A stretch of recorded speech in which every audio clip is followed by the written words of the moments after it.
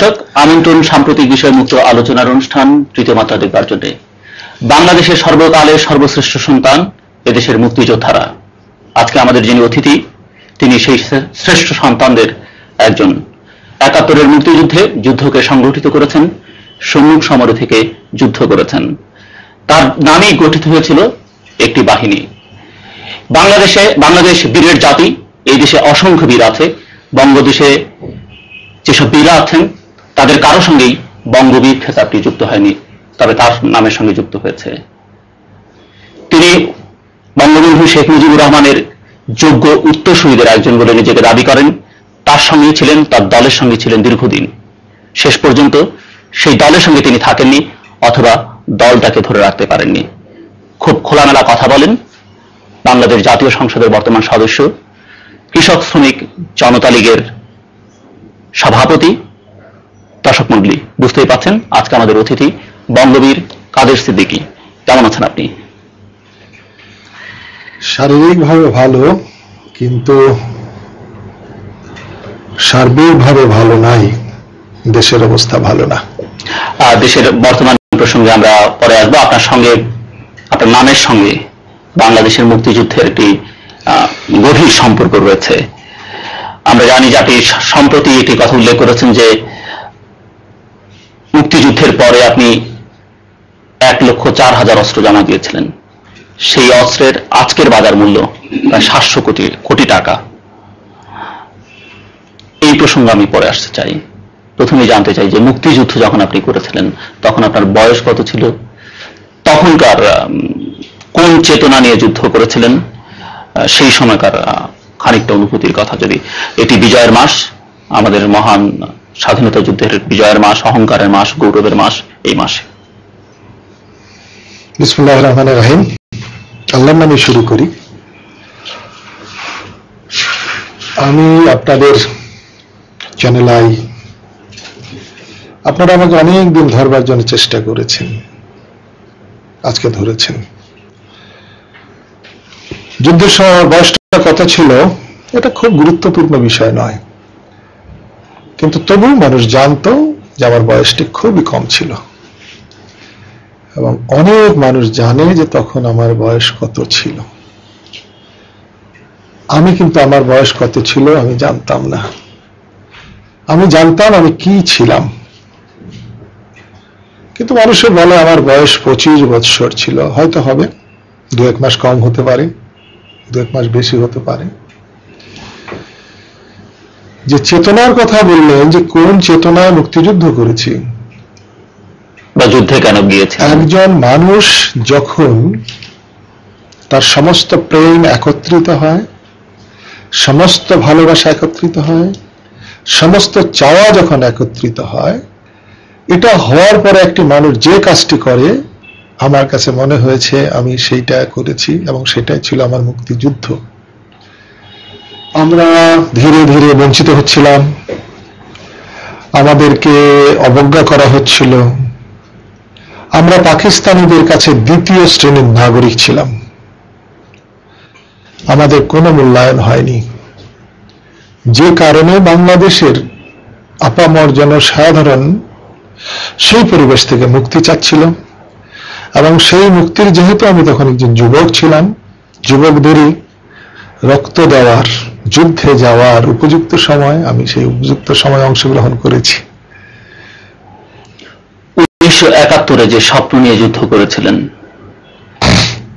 আমি আবার পরে যুদ্ধে যাব, আজকের বাংলাদেশে দাঁড়িয়ে কি সেই স্বপ্নগুলো পূরিত হয়েছে বলে আপনি মনে করেন? আসলে আপনি আবার যুদ্ধে যেতে পারবেন কিনা আমি জানি না, কারণ যুদ্ধে যেতে হলে আবার যুদ্ধ হতে হবে। আপনি যুদ্ধ বিষয়ে আলোচনায় যেতে পারেন, আলোচনায় যাওয়া যত সোজা, যুদ্ধে যাওয়া অত সোজা না। যুদ্ধের কথা ভাবা যত সোজা, যুদ্ধ করা অত সোজা। মুক্তিযুদ্ধ কি আপনাকে খানিকটা অহংকারী করে তুলেছে? না, মুক্তিযুদ্ধ আমাকে মোটেই অহংকার করেনি, অহংকারী। আমার মনে হয় মুক্তিযুদ্ধ আমাকে মানুষ হিসাবে নিজেকে ভাববার সুযোগ দিয়েছে। আমি যদি মুক্তিযুদ্ধে অহংকারী হয়ে উঠতে পারতাম, তাহলে যেদিন ঢাকা স্বাধীন হয়, আমার তো সৌভাগ্য হয়েছিল সেই ঢাকার বিজয়ে অংশ নেওয়ার। আমি তো দর্শকদের মতো অংশ নিতে আসি নাই। যুদ্ধ করতে করতে ঢাকা মুক্ত করে আমি সেই অংশ নিয়েছিলাম। আমি যদি অহংকারী হতাম, এবং আমি নই, সত্যিকারের মুক্তিযোদ্ধারা যদি যুদ্ধ করার কারণে অহংকারী হতো, তাহলে তো তারা আজকে আপনাদের পিছনে পিছনে ঘুরতো না, আপনারাই তো তাদের পিছনে পিছনে ঘুরতেন। আজকে আপনারাই তো মুক্তিযোদ্ধাদেরকে দয়া করেন। আমি আপনাকে সহ সমাজকে বলছি, যারা প্রতিষ্ঠিত মুক্তিযোদ্ধারা তো সমাজের বাইরের কেউ নন। মুক্তিযোদ্ধারা অনেকের কাছেই, আমি সবার কাছে বলবো না, যেহেতু সমাজে অনেক গ্রুপ আছে, অনেক দল আছে, অনেকের কাছে তারা সম্মানীয় ব্যক্তিত্ব। আমি ভূমিকায় বলেছি যে মুক্তিযোদ্ধারা হচ্ছে দেশের সর্বশ্রেষ্ঠ, সর্বকালের সর্বশ্রেষ্ঠ সন্তান।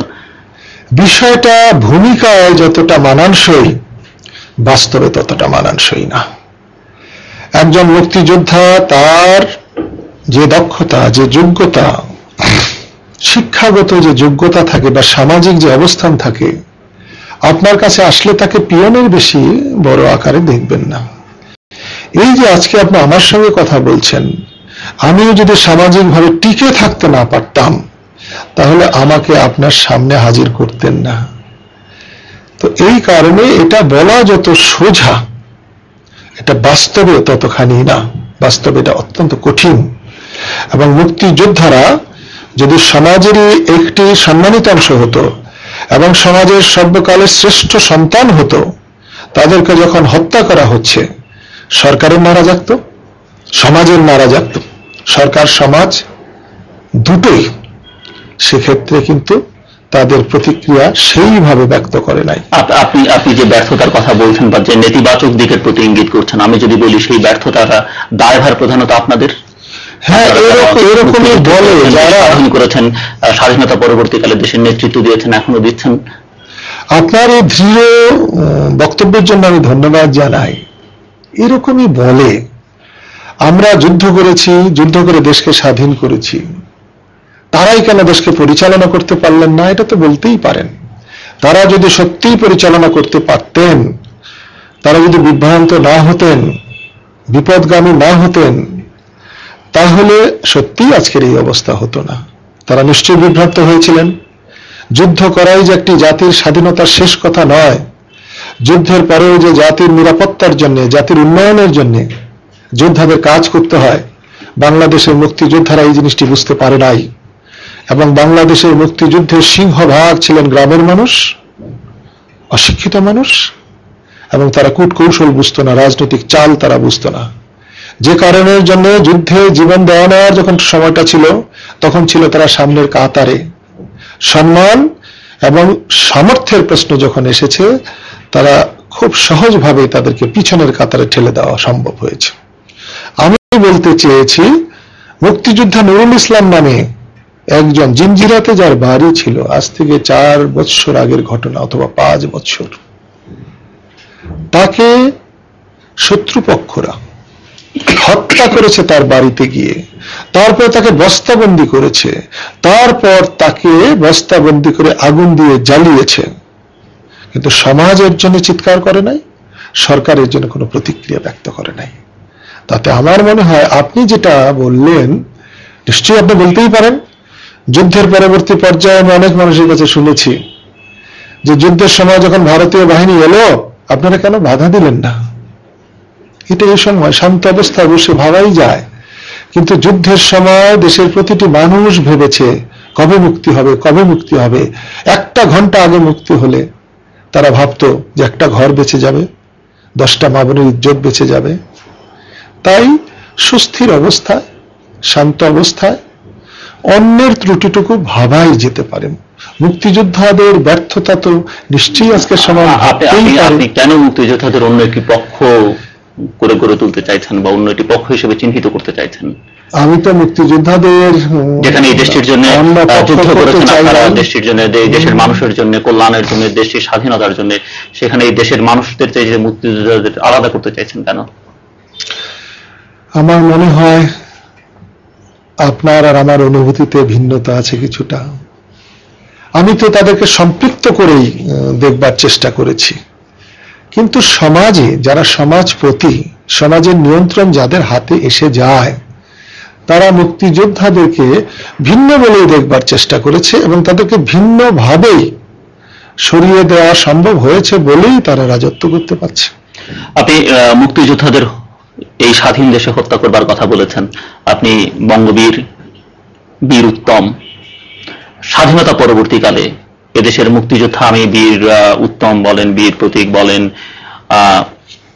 এই খেতাবগুলো যারা পেয়েছিলেন, যেসব সাহসী যোদ্ধারা, আমরা লক্ষ্য করেছি যে স্বাধীনতা যুদ্ধ পরবর্তীকালে অসংখ্য মুক্তিযোদ্ধাদের হাতে নিহত হয়েছেন প্রতিহিংসার বশবর্তী হয়ে, ক্ষমতার লোভে কিংবা নানান কারণে।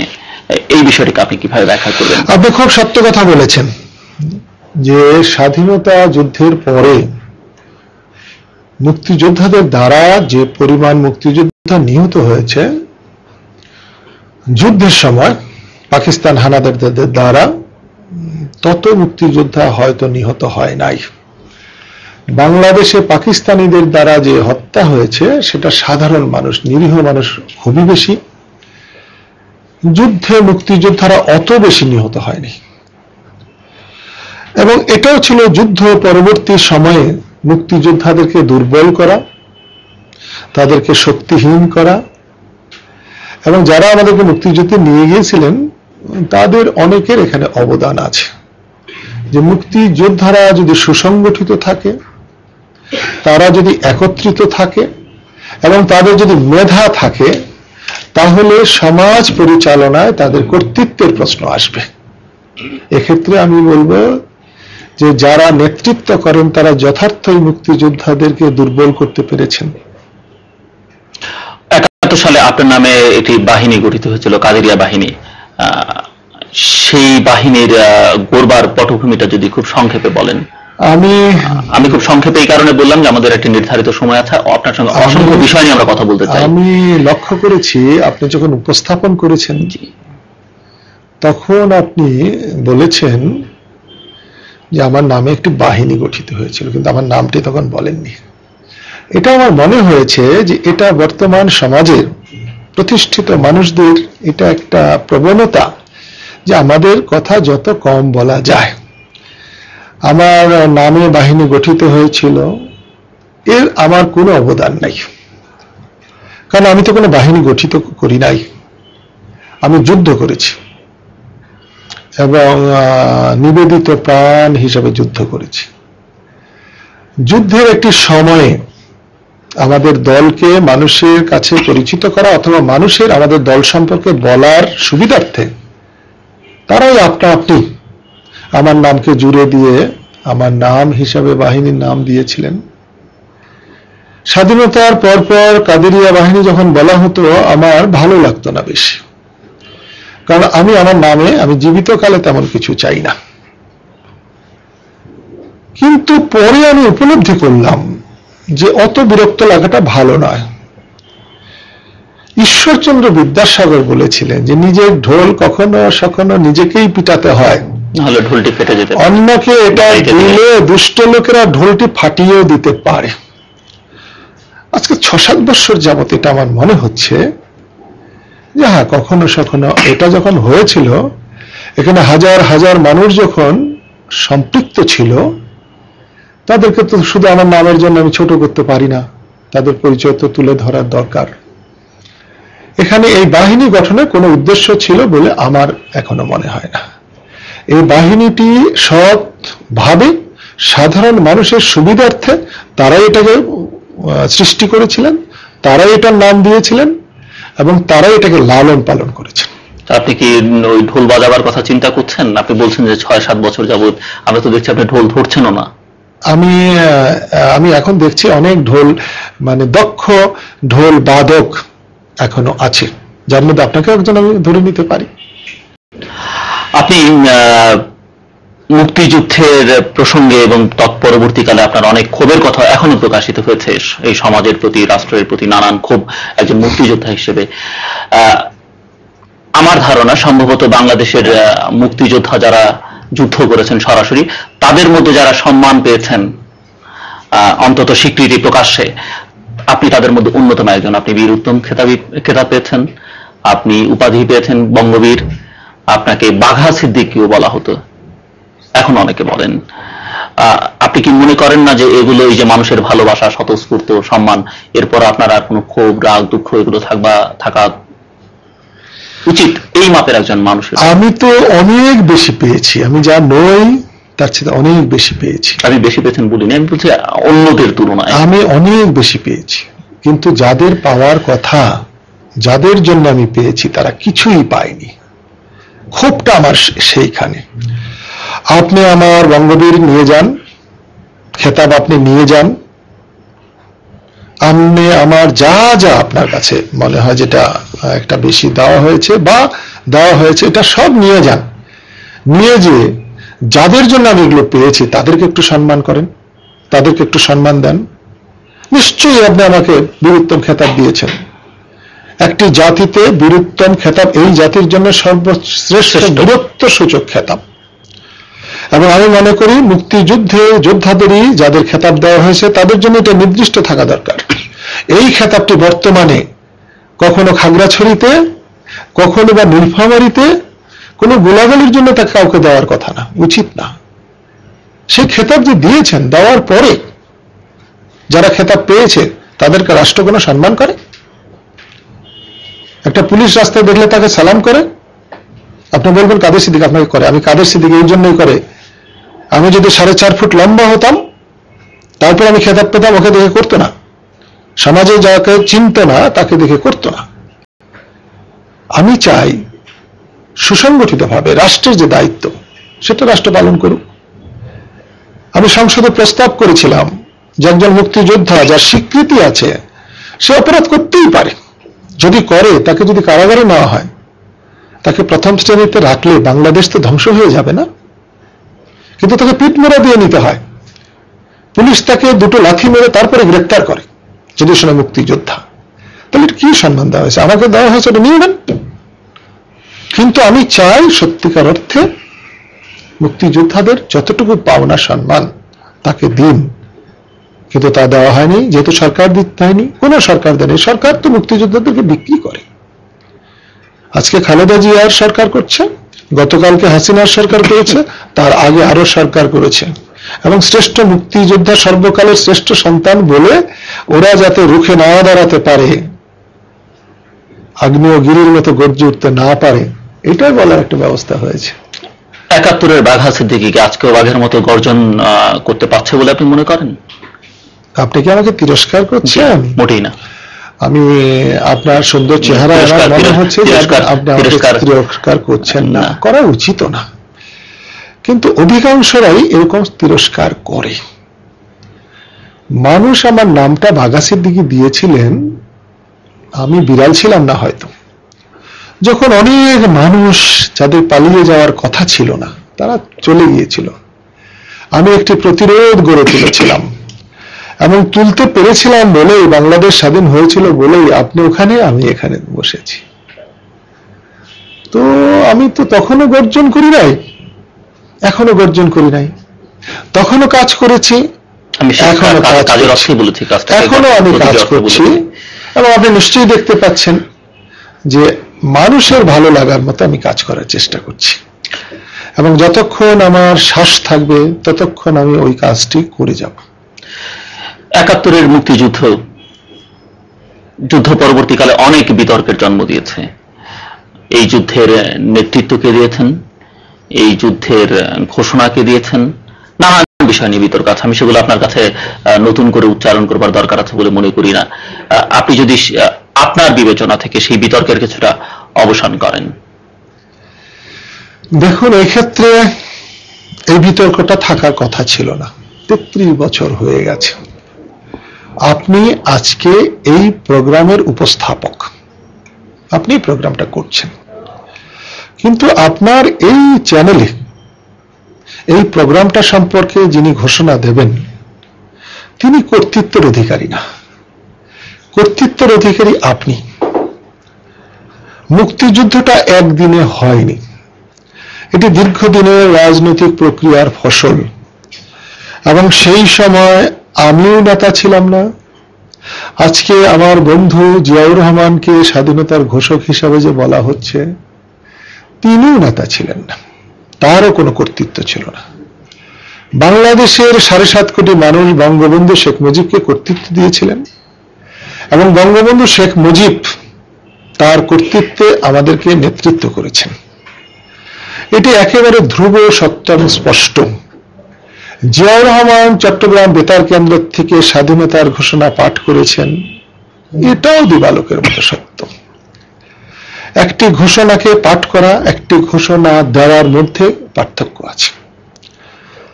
একটি ঘোষণা দেওয়ার মতো স্থানে উঠে যিনি ঘোষণাটা করেন তাকে ঘোষক বলা হয়, আর যিনি অন্যের কোনো ঘোষণাকে তার কণ্ঠে ধারণ করেন তাকে পাঠকও বলা চলে, ঘোষকও বলা চলে।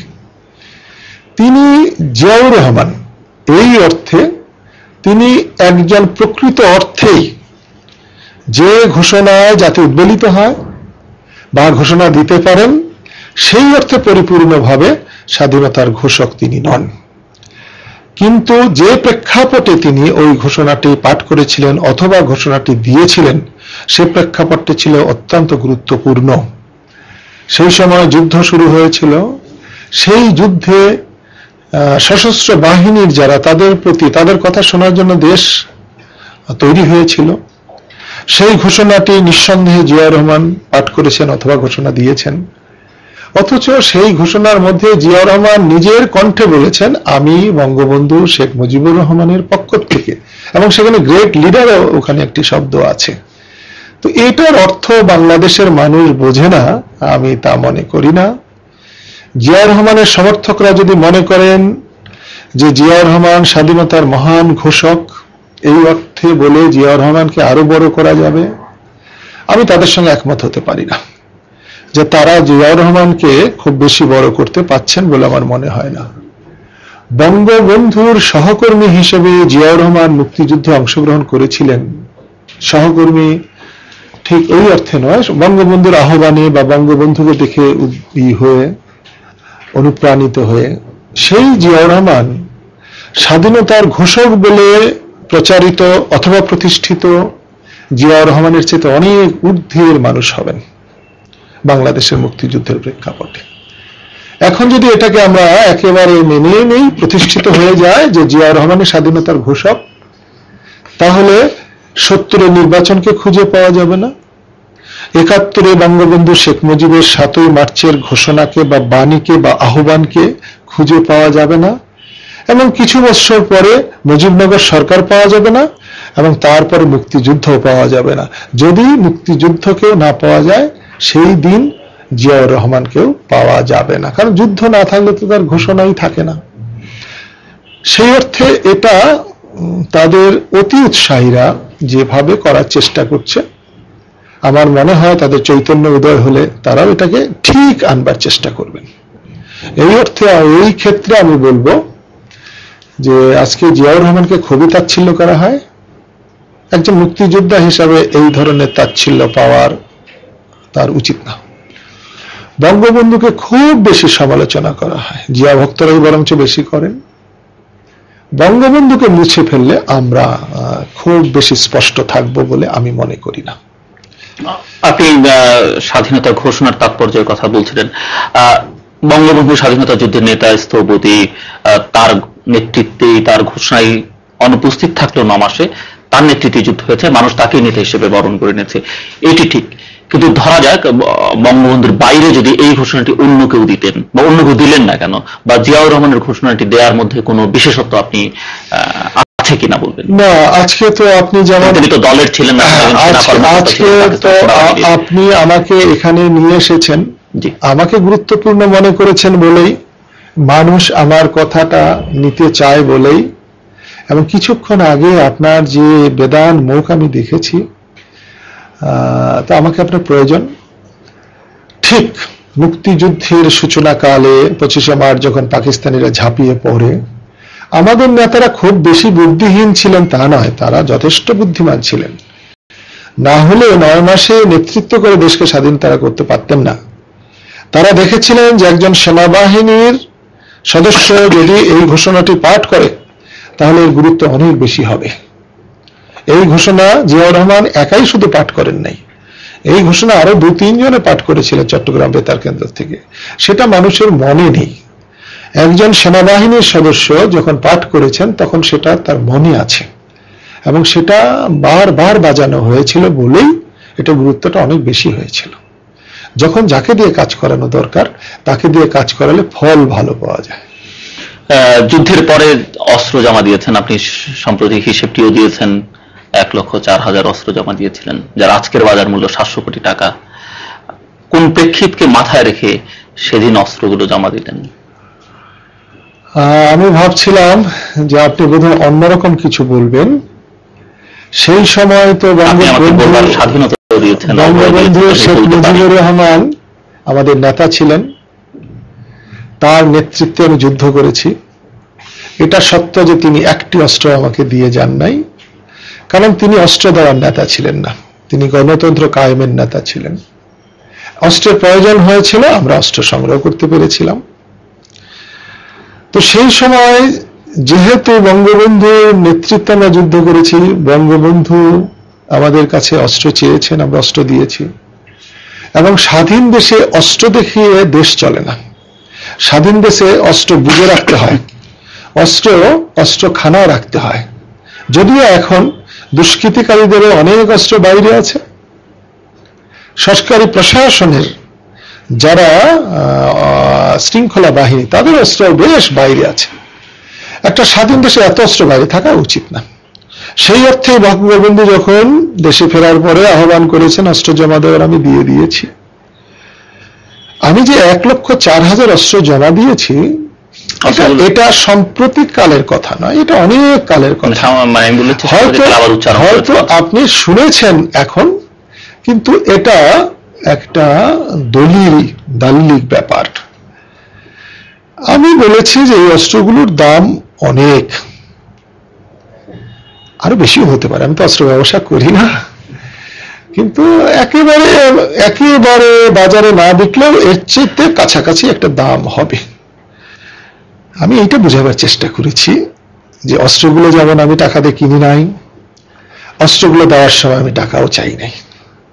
আমরা চেয়েছি নিরাপত্তা, দেশের সেই সাথে আমার, দেশবাসীর সেই সাথে আমাদের।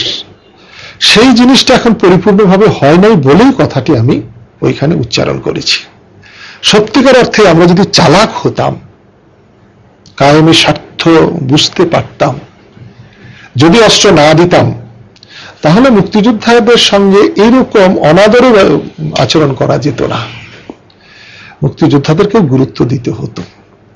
এই অর্থের থেকে কথাটি আমি বলেছি, এবং আমি বিশ্বাস করে বলেছি যে বঙ্গবন্ধু যদি বেঁচে থাকতেন তাহলে যার কাছে যে বিশ্বাসে অস্ত্র দিয়েছিলাম সেটার হেফাজত হতো।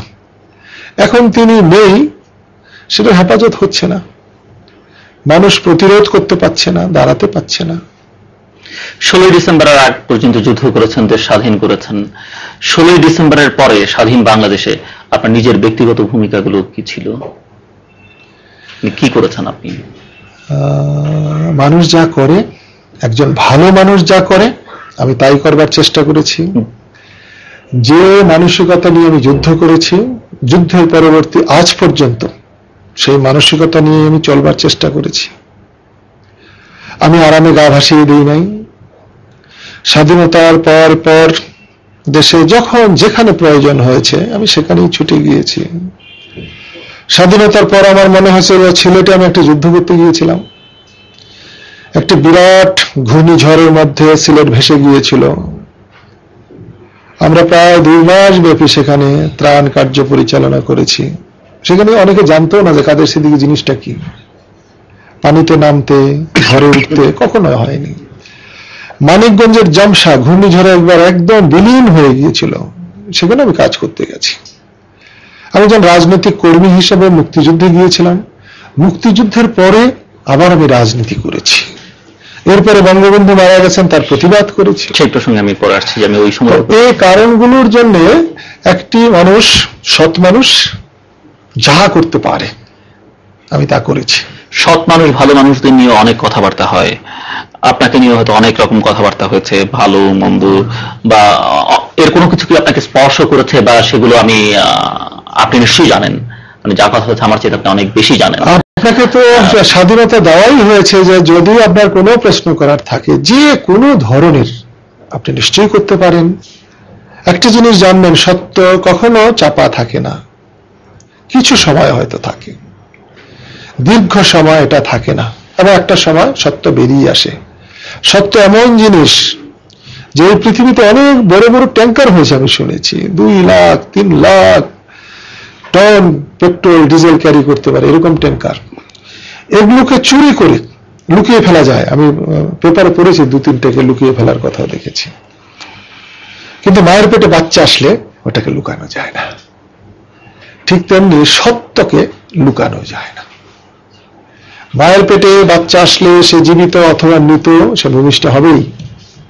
ঠিক তেমনি সত্য ভূমিষ্ঠ হবেই, প্রকাশ পাবেই।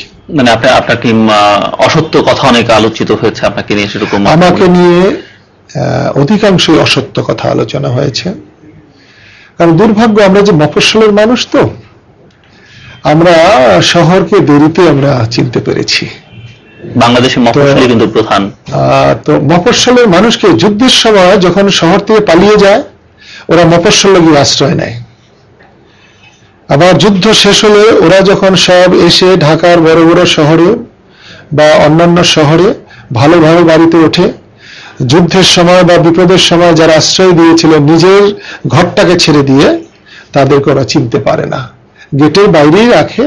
হঠাৎ যদি নাম মনে হয় তাহলে আসে, পায়ে ধুলো আছে বলে ড্রয়িং রুমে ভালো করে বসতে দেয় না, কেমন আছিস রে তার ছেলের সঙ্গে জিজ্ঞাসা করে পাঠিয়ে দেয়। তাই আপনি যতই বলুন মানে সম্পদশালী শহরবাসী আর গ্রামের সরল মানুষ এক না। কিন্তু আপনি যখন বলছেন যে কাদের সিদ্দিকী মফস্বলের মানুষ, তখন অসত্যগুলো কথা, অসত্য যেগুলো আপনার সম্পর্কে উচ্চারিত হয়েছে, সেগুলো তো তাহলে আপনার কাছের যারা, আপনি যাদের সঙ্গে ছিলেন তাদেরই করবার কথা। শহরের মানুষের তো আপনার কথা, আপনার সম্পর্কে অতটা জানবার কথা না, যে প্রসঙ্গগুলো কিন্তু আমার কথা কি আপনার মনে হয় যে শহরবাসীর জানার কথা না? আমি মফস্বলে থাকলেও তাদের জানার মতো কিছু কাজ করে ফেলেছিলাম বলেই তারা জেনেছে, এবং তাদের থেকে বেশি করে করেছিলাম বলেই জেনেছে। যারা আজকাল রাজনৈতিক নেতৃত্ব আছেন তারাও মনে করে কাদের সিদ্দিকী একটি জেনারেল হলে কোনো ক্ষতি নাই, কিন্তু কাদের সিদ্দিকী যদি রাজনৈতিক নেতা হয় তাহলে ক্ষতি আছে, আমাদের ভাগ নেবে। সেই অসত্য কথাগুলো কি আপনি সবসময় সাহসী মানুষ, সত্য কথা বলেন, বলতে আপনার কখনোই দ্বিধা নেই, নিজের সম্পর্কে বলেন। আমি আপনার মুখ থেকে শুনতে চাই যে সেই অসত্য কথা আপনি বলেছেন, অসংখ্য কথা আপনি জিজ্ঞেস করেন, আমি তো সে কথাকে নিয়ে কখনো বসে থাকি না। যদি আপনার কাছে জানা থাকে কোনো কথা আপনি জিজ্ঞেস করতে পারেন। আমি আপনার কাছ থেকে শুনতে চাই। আমার কাছে কোনো কথাই নেই, আপনার জানাও নেই? আমার কাছে কোনো কথাই নেই। কারণ একটি ঘাটে যখন একটি চোর সকালে গিয়ে গোসল করে, ঠিক তার বিপরীত ঘাটে যখন একজন অত্যন্ত ভালো মানুষ গোসল করতে থাকে, ভালো মানুষটি ভাবে ওপারে যিনি আছে উনি আমার মতো ইবাদত বন্দি করেছে, ভালো মানুষ। আবার এই পাশে চোরটা ভাবে যে রোডে সারা রাত আমার মতো চুরি করেছে। আমি অন্যের কথা নিয়ে খুব একটা ভাবি না, যেটা সমাজের উপরে প্রভাব ফেলে না সে কথা নিয়ে তো আমি একেবারেই ভাবি না। আমি যখন এতদূর এসেছি এবং বেঁচে আছি, আমাকে নিয়ে ভালো আলোচনা করবে, খারাপ আলোচনাও করবে। ভালো মানুষ ভালো আলোচনা করবে, খারাপ লোক খারাপ আলোচনা করবে। যুদ্ধ পরবর্তীকালে কি আপনি নানা ধরনের অ্যানার্কি তৈরি করবার চেষ্টা করেছেন? আপনার আপনি একটা এক্সাম্পল দিন বা কোনো নির্দিষ্ট ভাবে। আমি যেরকম সরল ভাবে যুদ্ধ করেছি, যুদ্ধ পরবর্তীকালে আমি সরল ভাবে আমার জীবন যাপন করার চেষ্টা করেছি। আপনি একটু দুটো বলুন। আপনি সব সময়, আজকে বঙ্গবন্ধু শেখ মুজিবুর রহমানের প্রতিষ্ঠিত দলে আপনি নেই, কিন্তু সবসময় তার কথা বলেন, তিনি আপনার নেতা, প্রথম এবং শেষ, আপনি সেটি স্বীকার করেন। আপনার কাছে আমার জিজ্ঞাসা যে স্বাধীন বাংলাদেশে, বাংলাদেশ প্রতিষ্ঠার পর আজকে আপনারা জাতীয় ঐক্যের কথা বলছেন, কেউ কেউ জাতীয় সরকারের কথা বলছেন, নানান কিছু বলছেন। যুদ্ধ পরবর্তীকালে আওয়ামী লীগ সরকার না করে যদি জাতীয় সরকার করা হতো, বা আওয়ামী লীগের সরকার প্রতিষ্ঠার মধ্য দিয়ে এবং বঙ্গবন্ধু শেখ মুজিবুর রহমান যে ভূমিকা পালন করেছেন তার মধ্য দিয়ে তিনি জাতির নেতা না হয়ে, যেটি 16 ডিসেম্বরের আগ পর্যন্ত ছিলেন, তার পরবর্তীকালে 10 জানুয়ারির পরে তিনি আওয়ামী লীগের নেতা হয়ে গেছেন। দুর্ভাগ্য যে বঙ্গবন্ধুর মতো মানুষের সম্পর্কে আলোচনা করবার মতো আমরা অবস্থায় এসে গেছি। আমি এখনো মনে করি না যে বঙ্গবন্ধু সম্পর্কে অনেক বেশি আলোচনা করার মতো দক্ষতা আমাদের অর্জিত হয়েছে। সেই জন্য আমি অত বেশি তার সম্পর্কে আলোচনা করি না। তার সম্পর্কে আলোচনা করার জন্য আমাদের একটা মাপে যাওয়ার কথা ছিল, কিন্তু আমরা তা যেতে পারি নাই। আপনি এই মুহূর্তে বললেন যে বঙ্গবন্ধুর দল করি না, আপনি ভুল করলেন। আমি বঙ্গবন্ধুর আদর্শ নিয়েই যতক্ষণ বেঁচে আছি থাকব। বঙ্গবন্ধুর দলও আজকে নেই, বঙ্গবন্ধুর আদর্শ যে দলকে বঙ্গবন্ধুর দল বলছেন তাতে নেই। বঙ্গবন্ধু যখন মারা যান তার আগ মুহূর্তে তিনি দলের নাম করেছিলেন কৃষক শ্রমিক জনতা লীগ, বাংলাদেশ কৃষক শ্রমিক লীগ। আপনারা তার নাম দিয়েছিলেন বাকশাল। বাকশাল বলার পরে মনে হলো এটা হলো একটা সর্বনাশের সবচেয়ে বড় জিনিস।